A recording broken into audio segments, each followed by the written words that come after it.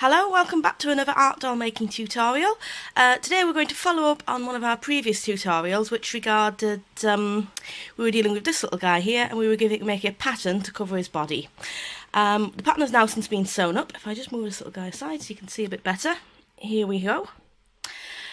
This is what we've got, this is what we came up with once that was finally done. And you will notice that it kind of looks a little bit like a pelt because it effectively is. It looks a little bit like all those old-fashioned animal skin rugs a little bit.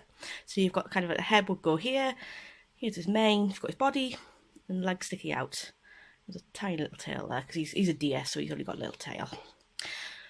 So what we're going to do now is we're going to sew this onto his body, and you will notice that, of course, as with a regular pelt, it's kind of open. It's open on the bottom underneath the belly and up the inside legs, because that's how we're going to fit it onto the body. So let's bring the body back on. I do apologise for the contrast with the black and the white. So, regular quadrupedal animal, depending on, oops, let's get that bit of fluff away. Depending on what kind of animal you're doing, you might put the seam elsewhere. If I'm doing a biped, sometimes I put the seam back, but it really depends. So it kind of drapes over him there like an overcoat. And you can kind of see how that would wrap around there. And that would wrap around there. So how we're going to sew this on. So let's put him on his back, spread out the legs a bit so it's a bit easier to see what you're doing. And what we want to do now is just get our needle and thread. And I normally start up at the neck, just there, and tie that on nice and tight so it doesn't go anywhere, because you will be kind of pulling some pretty heavy forces here. So you want to make sure it's quite secure. Okay. So now we've got that, we want to sew and now what we're doing here is we're using a ladder stitch, which I've mentioned before, and it's a stitch which is very often used to close up seams on stuffed animals. So if you've got a stuffed animal lying around somewhere on the body, probably an inconspicuous place like the belly, the underside, that sort of area, there will probably be a seam with the stitch on. It's fairly inconspicuous, but it is best to put it somewhere where you won't be looking at it a lot, because it does look a little bit different. Obviously depending on the pile. For example, the pile on the neck here where he's got a bit of a mane, that's quite thick. So it's one of the lovely things about fur fabric in particular is it's really forgiving. So if you're interested in looking up how to do a ladder stitch, I'll give you some resources in the description so you can find out how it's done. Because obviously, looking at a bit of fur here isn't probably not the best way to learn it, but essentially pulls the insides together. So so you've got that there. And it gives you a nice clean seam.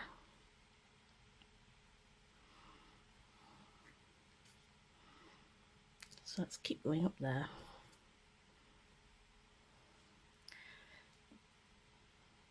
And up and up and up. So this is a mixed fabric, fur fabric, and a little bit of minky on the body. It's a very, very nice contrast. I really like using it. And we're just going to continue up at the mane here. Oops.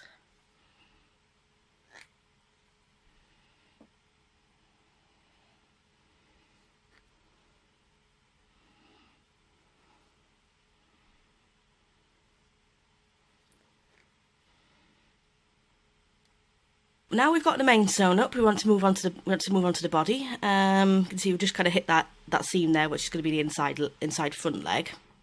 So we're going to pull the body parts around. So that's the one bit there.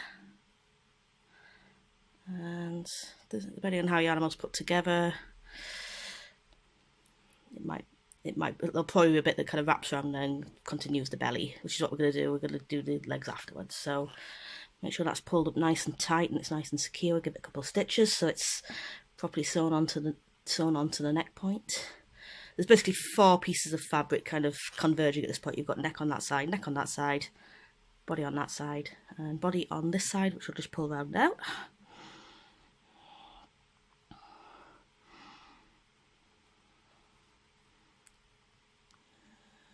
There's a little bit awkward because the thread loves to wrap itself around legs and everything and get trapped. so it can be a little bit frustrating, as you can probably see.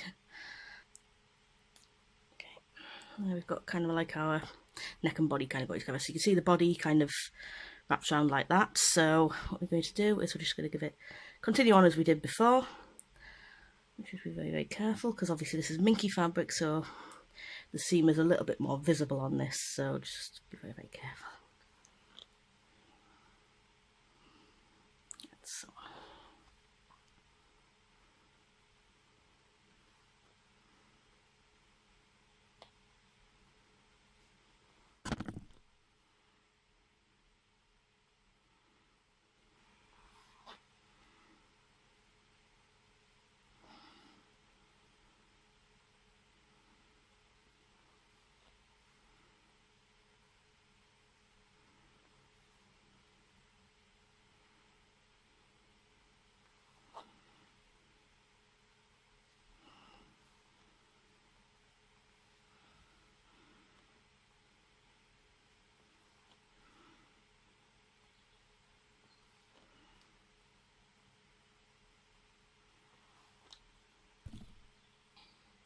Do the same thing again with the inside back leg seam. There's these kind of 4 points that you need to draw around so they're all securely together. At this point it starts, the fit starts to get a little bit tight because you're wrapping it around the body, and obviously the pattern method that I mentioned before, making the pattern by wrapping it around with cling film and duct tape, that does make it quite form fitting, so it can get a bit tight around this area.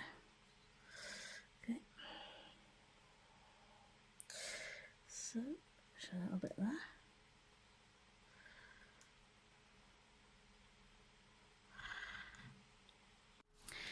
So now our main body seam is done up. You can see it's all done up all the way down there. So we shall move on now to the inside legs. So we start off with the inside forelegs, and again, just kind of make your first stitch down here, just where those 4 points of fabric again converge. And make sure you've got a nice secure bit there, and then we continue on up that inside leg.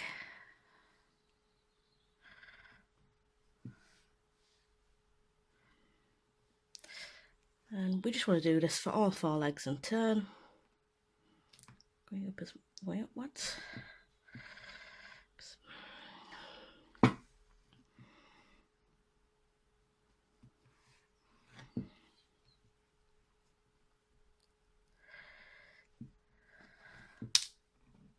It absolutely loves to snag on.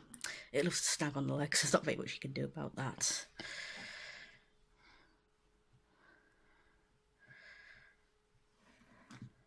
Okay. You can see it will just kind of continue to wrap around the leg, and there. There's a little bit of excess there. I generally like to make the legs a little bit longer than they strictly need to be, because you can always trim off excess length, but you can't add it on later, not unless you want to sew it back on, which is very annoying. So just keep on going up that leg seam. Continuing on, now that I've done the front legs, you can see they're all sewn up on either side. Trimmed a little bit of excess fabric that was on there, because as I said before, it's a lot easier if you just add a little bit of excess. So if you have to, you can trim it down, which is obviously a lot easier than adding extra fabric if you come up short. So just doing exactly the same here for the inside back legs. These are generally short seams because obviously the back leg, I very often do the hock down just completely in clay. So there isn't quite so much to do here, trying to make sure that the quilt batting doesn't fall out. And just keep on going like that. And again, make sure it doesn't try to snag on anything. Right, so now that's all been completed. You can see we've sewn up the seams here, and we've sewn up the seams on the inside hind legs too. So he's all sewn up and almost ready to go, but we're just going to do a few more little things. First of all, if you look here at the seam, particularly on heavy fur fabrics like this, you'll see that a lot of fur gets trapped in the seam, so we want to free that. What I like to use is this little item here, which is called a teasel brush. As you can see, it's kind of got these very fine little prongs that kind of catch the fur and pull it and tug on it so you can pull it out. So what I like to do is just pull on that, comb it against the grain so it catches them and catches the fibres and tugs them out so that the seam doesn't look so ugly, and it hides it a lot nicer that way as well. So make sure you get into the corners. If you're looking for a teasel brush, they're not generally that easy to find. I would go online and look for specialist teddy bear making websites, depending on where you are, because they're the people who will generally use these. They're not very commonly found, but if you can once you can get hold of one, they're fairly easy to order online, and they are just absolutely wonderful for this. I mean, you can use a needle to just kind of tug it out. You can use a comb, but this is made specifically for it, and it has a design that will help catch the fibres. So once we smooth that out, you can see that it's obviously a lot more smooth. There's no trace of a seam there at all. Looks a lot nicer. So if we put him back into his neutral pose and just give him a little fluff down, you can see that he is just about done. We've got his body here. He's getting close. He's getting close to done. So what we need to do now is we want to make sure that's glued down. So obviously we don't have this big gap here where it goes onto his body. You don't want that. You can see we're not quite done painting him. He's going to have antlers as well in there. We didn't put those on to begin with because they'd have just gotten in the way. So you just want to glue that down basically, and you can use all sorts of different types of glue. You can use fabric glue. I like to use hot glue myself. It's a strong bond and fairly easy to apply. So I've just been warming up my glue gun in the background.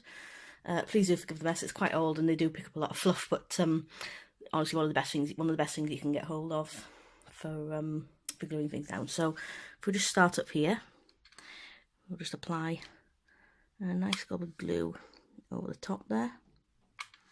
Make sure you put it down. You put it down on the surface like some paper or something, because it does like to dribble a bit. If we just push that down there, it bonds very, very quickly, very, very strongly. So it's absolutely brilliant for this sort of work. I promise it just got a bit stringy, but you can hide that fairly well.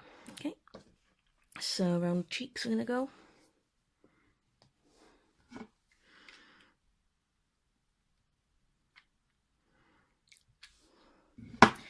I'm just going to push that back so it's not totally covering the cheeks.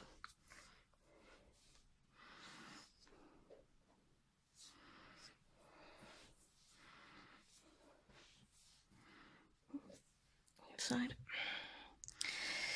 Like I said, one of the things I love about this stuff is it bonds so quickly. You don't have to hold it, press it down for ages to make sure it sticks. It will just stick, and like just that, it's basically stuck there forever. Just watch out for the little stringy bits that it likes to make.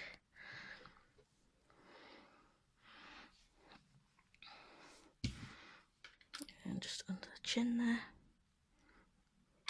Careful of the quilt batting that's underneath, just make sure that doesn't escape. Okay.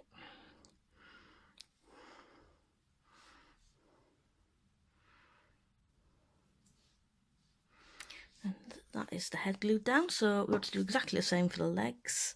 The legs can be a little bit tricky, so what I like to do is just kind of pull them back a bit. So you just kind of see the edge there.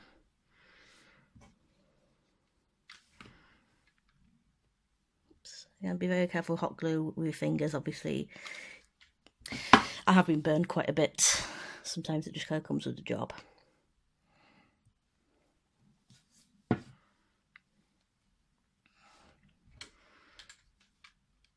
just be very, very careful when you're applying it like this with your fingers.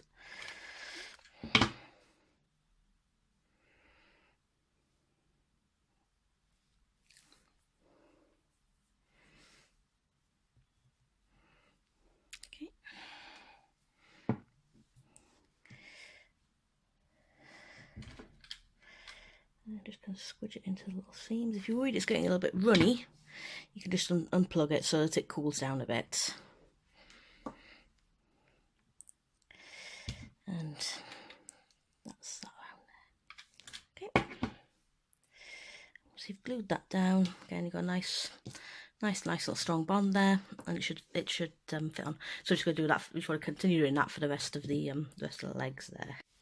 And there you have it. The fur is now all glued down, so we have seams around the head and around each leg where it just joins onto the clay there. Any point where it joins onto the clay, just make sure it's all securely glued down.